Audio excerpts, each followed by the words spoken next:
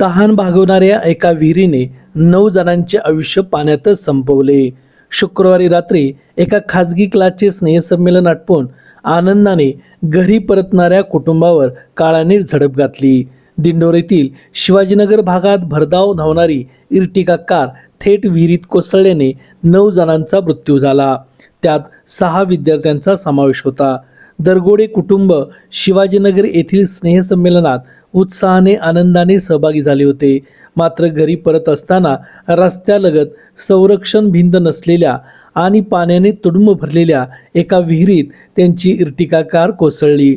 रात्रीची वेळ असल्याने सर्वत्र प्रचंड अंधार होता, त्यामुळे बचाव कार्यात मोठा अडथळा येत होता.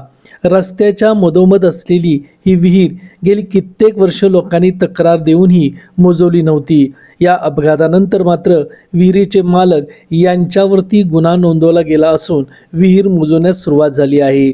मात्र अपघातात मृत्यू पावलेल्या निष्पाप जीवांच्या अर्थकिंकाळ्या गगनाला भिडणाऱ्या आणि परिसरातील नागरिकांच्या हृदयाचा थरकाप उडवणाऱ्या होत्या.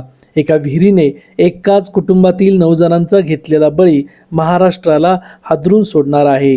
यात नेमका दोष कोणाचा, यापेक्षा जबाबदारीने वाहने चालवणे हाच एकमेव पर्याय आहे. रन फास्ट न्यूज चॅनलसाठी दादराम साळुंखे, कराड.